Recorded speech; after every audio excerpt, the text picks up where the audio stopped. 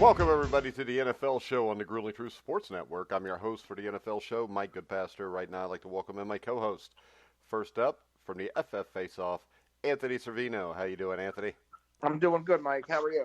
All right. And, of course, as always, our NFL beat writer, Sam Teets. What's up, Mike? How you doing? Forgot. I thought maybe you got tongue-tied. All right, let's start off, and let's talk a little Tom Brady.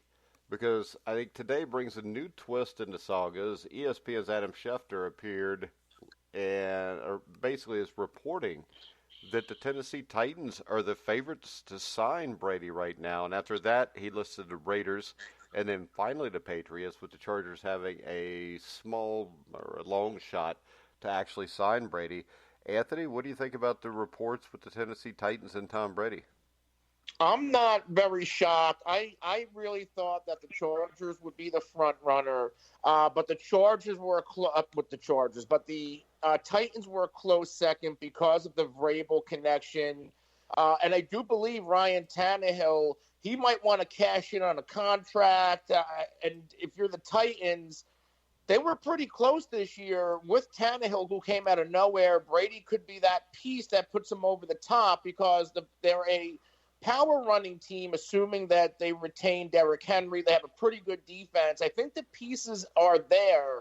But one thing's for sure, Tom Brady, and I've said this, and I haven't moved off of this for a long time, he is done with the Patriots. Those two sides have not had any contact. Yeah, I know, and that's the other thing that makes it look like they're done. Sam, what's your take on possibly the Titans and Brady? Yeah, I think it's also reflective of what Tennessee thinks about Ryan Tannehill. Because they're willing to move on from him after what he did this last season. It says they believe they can upgrade at the quarterback position, and they don't believe they can win with Tannehill, at least not at the level to win a championship. As far as Brady and the Patriots go, I think, it's going to be weird. It's just going to be something that's not going to feel right until we see him in a different uniform. But, all signs point to this relationship being over. I think Brady's had enough. He wants to continue playing. The Patriots probably want to play him for the future, so I think this is a point where both sides are agreeing to part ways. Yeah, and you've got the Las Vegas Raiders, which are moving into Vegas. They have to be a team that would be seriously considered too, Sam. Yeah, John Gruden, all the reports are John Gruden and Derek Carr are not exactly best friends. They're not really getting along down there. So they have to be a team in play. My question is, if you're Tom Brady, do you really want to be coached by John Gruden, or do you want to be coached by Mike Vrabel, who's a guy you have a relationship with already? Well, I think that's probably going to end up being the difference. Go ahead, Anthony. I don't even think it's about coaching. If you're Tom Brady, are you going to win with the Las Vegas Raiders? That they have a lot of draft picks, and they've been building for this, but they're a couple years away from contending. Tennessee was knocking at the door with Ryan Tannehill when I think this season was for Tennessee. Moving to Tannehill was basically, okay, is this a roster that we can make a run with? Is it Marcus Mariota? And I think all those questions were answered. Now it's time to go get a quarterback to put him over the top. If you're Tom Brady, why Oakland? No defense, a questionable line. Yes, they have a running back. But I feel like at wide receiver, he's almost in a similar situation with New England, with the exception of Darren Waller at the tight end position. Yeah, well, I think it's according to how big a deal the money is also. Now, on Tuesday, the Boston Globe reported that the Buccaneers are a serious threat also, Anthony. I don't hate it. I don't hate it because of the weapons that they have, and I don't hate it because I believe that defense, assuming they make the right moves in the secondary, they're going to be a top 10 unit next year. Bruce Arians has proven that he can win, and he can win with veteran quarterbacks, with what he did with Carson Palmer in Arizona. They have outstanding receivers. They have a couple of good tight ends. I think they'll bring a running back in. So, yeah, Tampa Bay is going to be in the mix as well, but there is no other ties. What they have are the weapons. The ties are all in Tennessee. Yeah, and I think Mike Vrabel could be the biggest tie there of all. And when we move on, we're going to look at the Washington Redskins, and they own the second overall pick in the 2020 draft, which could be a swing point of the draft if Washington decides to trade the selection to a potentially quarterback needy team. Now, new head coach Ron Rivera said Wednesday that the Redskins are working through every scenario, everything is possible, and I think everything includes potentially selecting quarterback Tua Tagovailoa. Am I crazy here, Anthony? Absolutely not. I saw the similar report, and it made me think of the Arizona Cardinals last year with Josh Rosen. Josh Rosen did not look like he was it. They liked Kyler Murray. They went and got Kyler Murray, moved off of Rosen, and Rosen still isn't it. And from what we've seen from Dwayne Haskins, I don't think he's it either.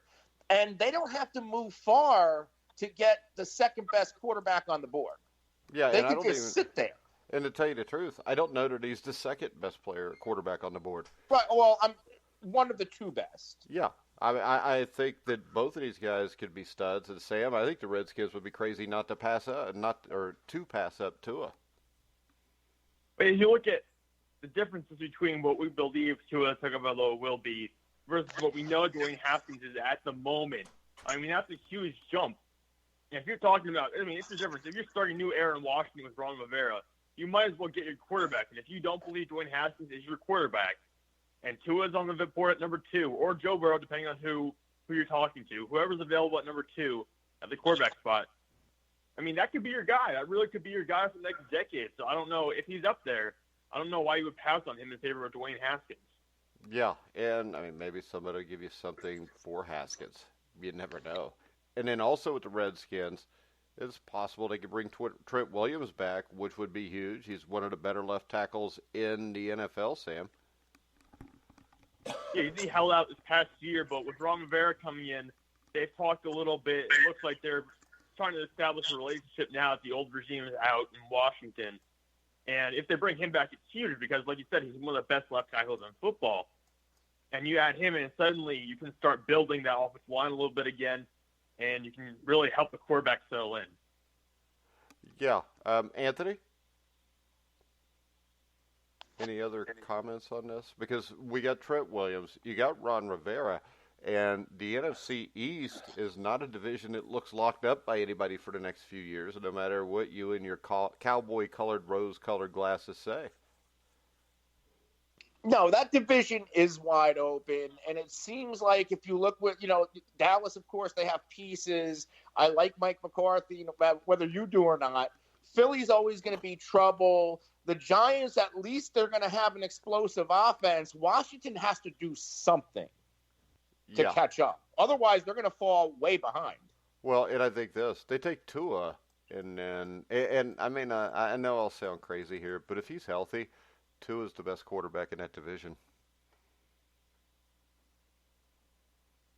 I mean, over Wentz? I'm not even going to bring up Dak. Over Wentz? Easily over Wentz and Dak. I think Tua is special. I think Wentz is very good. I think he's one of the top 10 quarterbacks in the NFL.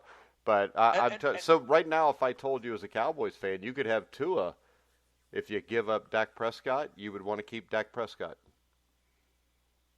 And so you know before you answer this that we are going to cut this piece out in 4 years from now, play it for you again. Why in 4 years? Because 4 years from now, if you say Dak, you're going to feel like a moron because the Redskins will be owning the Cowboys if they have Tua.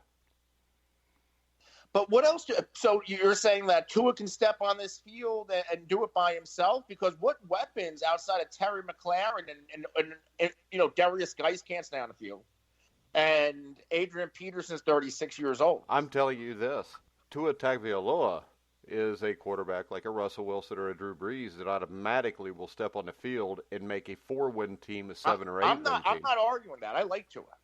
Yeah, and I don't think Dak Prescott's a guy like that. He's proven. I think it's a risk. I certainly think it's a risk. Everything is a risk. I mean, everything is a risk. I mean, people get hurt, things change like that. Everything is a risk. But I think what else Tua does is that? special. But okay, what else? What does Dallas have to give up outside of that? Or do they have to trade their next couple of first-round picks? I would probably say no. No, I'm just saying if you had a choice to have Tua or to have Dak right now, who would you take? Right now, I would probably stick with Dak because he's the devil, you know. Okay, but he's still a devil nonetheless. Sam, what do you think? I respect what you're saying, but at the same point, I'm more risk adverse when it comes to quarterbacks, just because I've seen it not work out for so many teams, and I love making fun of the teams that doesn't work out for. So I would say I probably would stick with Dak as well, just because I know what he is. Yeah, a guy that's never going to win you a Super Bowl. That's true. I don't mind that for Dallas, but at the same time, you know, that's perfectly fine with Dallas to me. All right, so the reason you're picking Dak is because there's less chance the Cowboys win a Super Bowl. Something like that. Yeah, because nobody wants the Cowboys to win the Super Bowl, because then we'd have to get Anthony off the show because he would be unbearable. We'd have to hear about that forever. All right, Colts general manager Chris Ballard said in January the jury's still out on Jacoby Brissett. I know at the Combine there are a lot of people interested in what the Colts are going to do quarterback-wise. And there's a lot of stuff coming out right now, Sam, saying that Phillip Rivers is going to be the guy there. Would that be a good move? I mean, for Phillip Rivers, it's a pretty good fit compared to all the other possible landing spots. You go to a place where you actually have an offensive line. They have some weapons, not a ton of weapons, but they have Marlon Mack and T.Y. Hilton and Jack Doyle at tight end. So they have some weapons on offense. You have an offensive line, which is something you wouldn't have in a place like Tampa Bay, and it's something you didn't have in Los Angeles. So I can understand this fit, but my question for the Colts is how much of an upgrade do you believe this is? I think it could be an upgrade. I just don't know if it's enough to get you over the hump. I think you might make the wild card spot with Phillip Rivers, but I don't know if you get past the first round of the playoffs. All right, Anthony? I think it's the only landing spot for Phillip Rivers because of the offensive line. Because that's what he needs. He's not mobile. He was never mobile. In today's NFL, you have to be mobile or you have to have a top-end offensive line. I think Phillip Rivers will be a disaster in most spots. And I do think he will help the Colts. He'll certainly make them a postseason team. The AFC South is a winnable division because all of those teams have flaws. Now, this is me saying this without Tom Brady being with the Tennessee Titans yet. Otherwise, I think they would be separated. But, yeah, this is the right spot for Phillip Rivers and the right move for the Colts to win in 2020. But what are they going to do beyond 2020? I think you're nuts. I think this would be the worst move the Colts could possibly make, and if they make it, they will not make the playoffs. And they're going to set their franchise back because they're still going to need a quarterback. I don't know how Phillip Rivers would be a better move than Teddy Bridgewater or Andy Dalton, because at least those are younger guys that can move around a little bit. I mean, Phillip Rivers, to me, when I watched him last year, looked like he'd lost a lot on his long ball. He doesn't, and he's going to turn the ball over. The Colts don't have a great running game. I think Marlon Mack's a good player, but that running game's more on the offensive line, so there's not a great one there. T.Y. Hilton has been battling to stay on the field. He only played 10 games in 2019. I think this is a great move if Rivers can pull it off. I think it is a horrible move for the Colts, Anthony. Unless my narrative of Andrew Luck isn't done yet. Oh, and he is just going to be a one-year placeholder. All right. So you think that Andrew Luck's going to take off 2 years and then return? Why not? My question is this. If He's Andrew Luck retired now. Andrew Luck retired, right? He will have been gone a couple years. What is the agreement? Would he still have a contract with the Colts if he took 2 years off? I don't know how. I mean, maybe, because look at Calvin Johnson. There was all those rumors when Calvin retired that other teams are trying to pick him up, and Detroit wouldn't budge, and we saw that with Marshawn Lynch and the Seahawks, only they ultimately let him go. I think this. And you know what? I believe Jim Irsay knew for a long time Andrew Luck was retiring, and who's to say they don't have a silent agreement? I do not believe for 1 second that Jim Irsay knew that he was retiring for a long time, because I don't think Andrew Luck has enough respect for Jim Irsay to tell him that. I really don't, because if they would have done that, don't you think the Colts would have made a move to get a quarterback? Why would you just sit there and roll with what you got when you know Andrew Luck's not going to be there? But what quarterback were you going to get? Josh Rosen? He could have drafted somebody. If he knew a long time ahead of time, that means he knew probably January or February, March, before the draft. I just don't know why you would sit there. They were a playoff team last year, so who were they drafting? They were a playoff team the year before. They would have been drafted in the middle, but I mean, come on. No, they would have drafted in the upper 20s. Yeah, and you can definitely get a quarterback. So who are they drafting of note that is making a splash in the league right now? Gardner Minshew? Actually, Gardner Minshew would probably be much better than Jacoby Brissett. I'm just saying. But it's not like they were in a position to get Kyler Murray. No, but once again, I just don't believe Jim. I think Jim Irsay knew this at the start of training camp. I think he kept it quiet so fans wouldn't panic, so he could keep selling season tickets. But I don't know. What do you think, Sam? Yeah, I don't think he knew ahead of time. I don't think Luck necessarily knew ahead of time. I think he waited until that most recent string of injuries he had during the offseason, and that kind of was like the final straw for him. I don't think Luck's coming back this week. I don't think Rob Gronkowski's coming back. They're not coming back. They're done to retire. Let them be retired. If you're the Colts, now, like I said, I did say this, Philip Rivers, it would be a great place for Philip Rivers, but like I said, I don't believe it's much of an upgrade for Indianapolis. If you're looking at the other quarterbacks available, whether that's Ryan Tannehill or Teddy Bridgewater or someone like that, you might get more from one of those guys because they're young to begin with, but also because I think Philip Rivers is starting to deteriorate more. So you could have guys who would still be at their peak for a couple more years versus Philip Rivers, who might be just a one-year thing. Well, put it like this. I think Jacoby Brissett gives him a better chance to win in the year coming up than Philip Rivers. I mean, before, you got to remember, there are a lot. I mean, they were 6-3, I think, when Brissett got hurt. And when he came back, there were a lot of guys that were hurt that weren't there for him. He didn't have a full cupboard to work with. So when I look at that, I mean, I almost want to see what Jacoby Brissett can do for a whole season if I'm not going to bring somebody else in. And if I'm bringing somebody else in, I'm bringing in a guy like a Teddy Bridgewater or an Andy Dalton that I already know what I get, and I know with everything around them that they can win 10 games. But I'm not sold that Jacoby Brissett's not the guy. I don't think he is the guy. But I think there is enough stuff there that he did last year, Anthony, to make you wonder a little bit if it's possible he could be. You know, he did beat Kansas City, and they were in first place when he got hurt. Listen, I like Jacoby Brissett. I've defended Jacoby Brissett all season, thinking that he was rushed back from that injury, and he was never the same.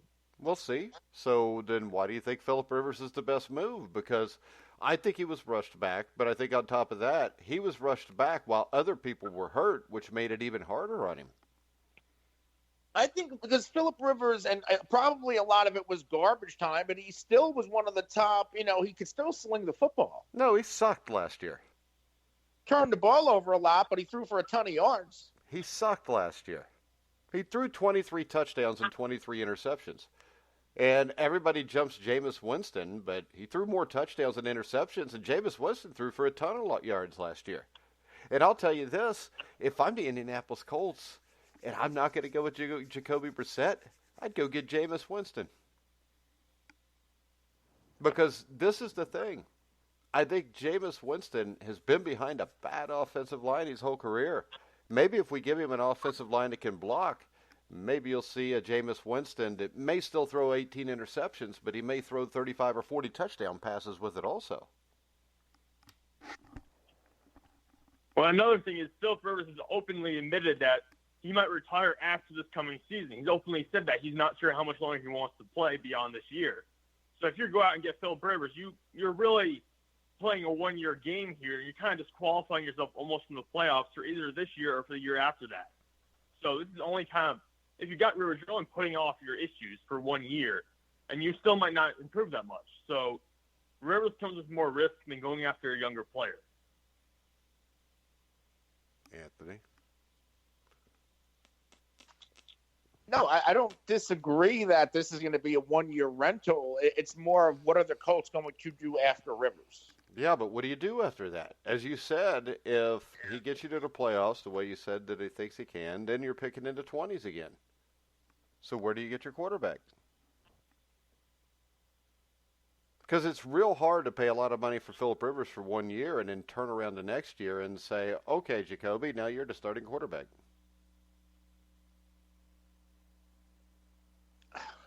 I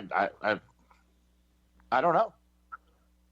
I don't know what the plan is. Well, you better figure out. All right.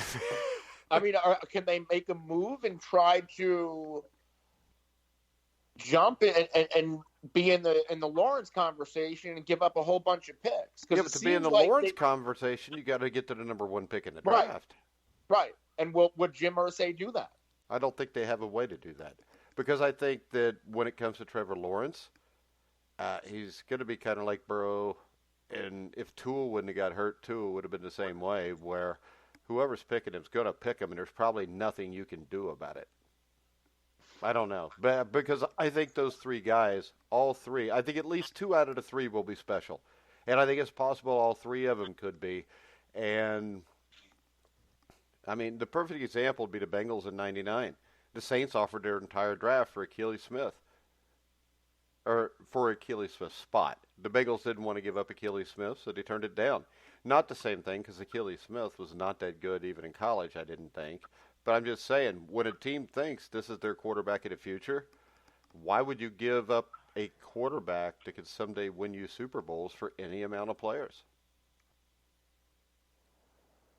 Because there aren't many guys like that. I mean, how many times have we seen a team, unless they already got a quarterback, and maybe that quarterback was hurt, and they're usually not going to be picking first because they got a lot of talent. When have we ever seen a team trade that first pick when they had what they thought was a franchise quarterback sitting there? I mean, what if whoever has the first pick next year doesn't need a quarterback? 99% of the time, you're sitting at the first pick because you need a quarterback. That's true.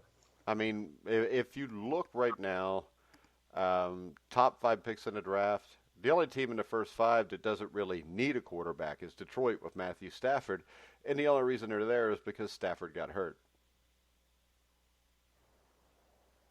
Now, the thing that's interesting, if I'm the Lions, where do the Lions pick? Number 3? Yeah. All right, so if Washington wants Tua, the Bengals want Burrow, Chase Young just fell in their lap.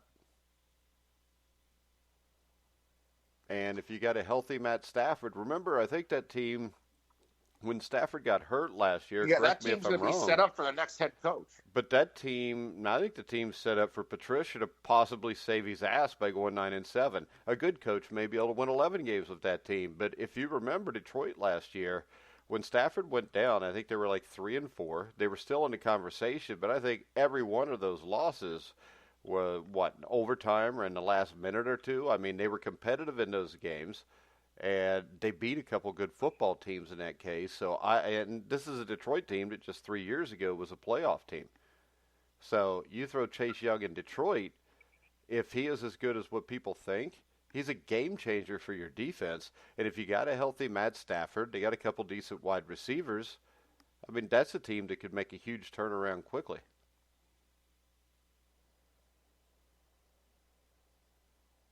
If it wasn't for the fact that they were the Detroit Lions. If it wasn't for the fact they find a way to screw it up, then yes, they could potentially make a turnaround. That's what I said. But if it wasn't for the fact they were the Detroit Lions.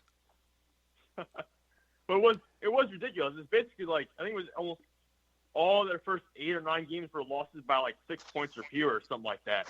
So they were in almost every one of those games. And really, they could have easily been.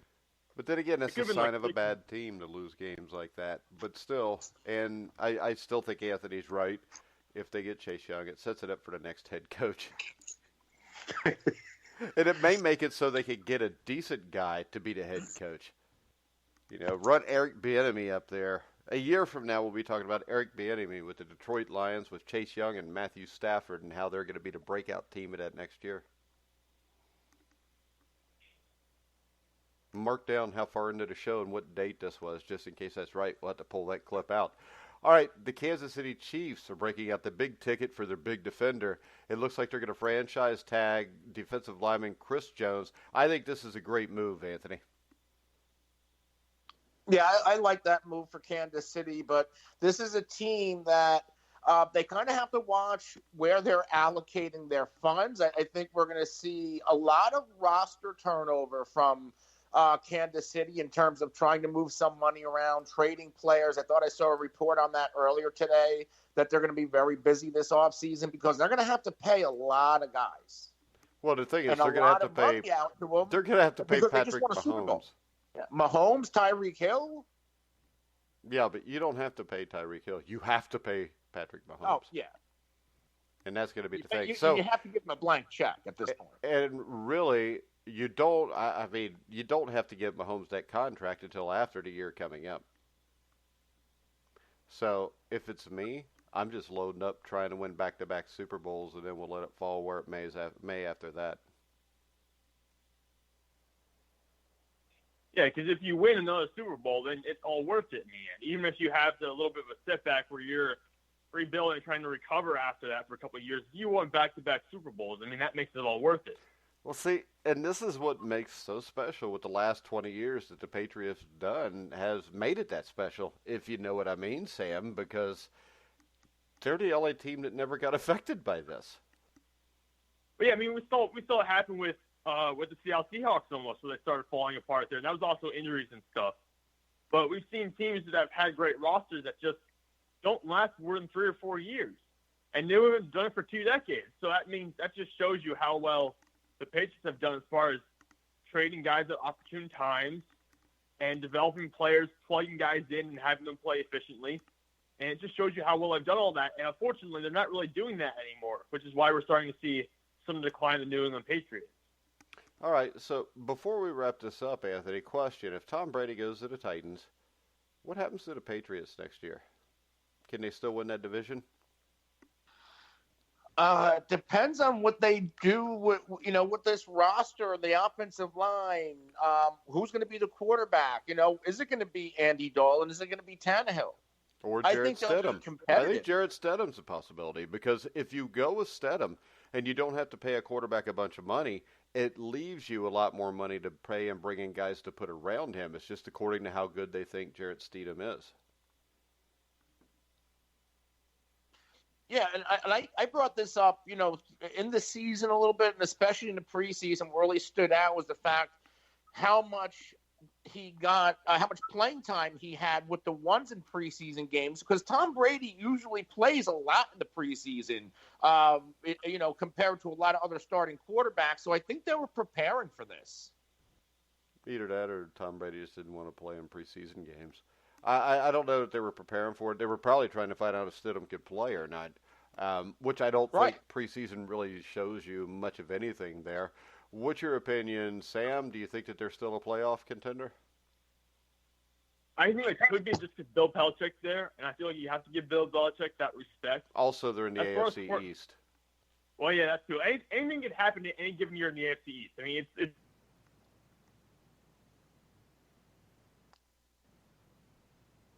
You there, Sam?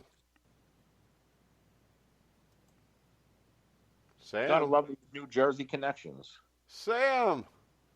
We lost Sam. If it's not Sam, it's me. Ah, but you're there. But, all right. So, yeah, I think with it being the AFC East, they still got a chance to make the playoffs. I mean, because the Buffalo Bills, you still got a lot of questions about. The New York Jets, there's always questions about. And the Miami Dolphins are probably 2 years away from making any big impact yet, Anthony. No, I agree on that. Buffalo is clearly the biggest threat, but they had their hands full with New England, and this was I hate to call New England a bad New England team because they won a lot of games, but this is probably the worst New England team, since Matt Castle had to start when Brady got hurt. But that Matt Castle team was 11-5, though. Right. So I don't even know if they were that bad. And this New England team had 3 or 4 losses. Yeah. So, Sam, go ahead and finish your thoughts on the Patriots.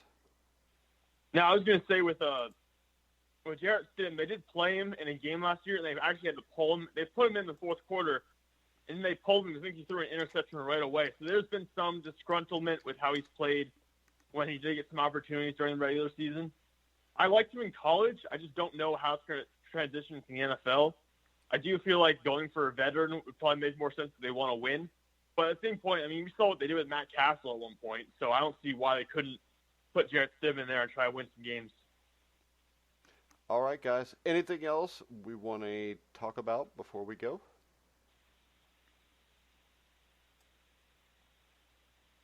Anthony? Do we think I think we got it all. Like I said, do we think the CBA is going to pass? Do we think that's going to get through? No. No? What do you think, Anthony? I would say no right now, just because of how the players are reacting publicly to it. Yeah, and these are big-name players that are reacting that way.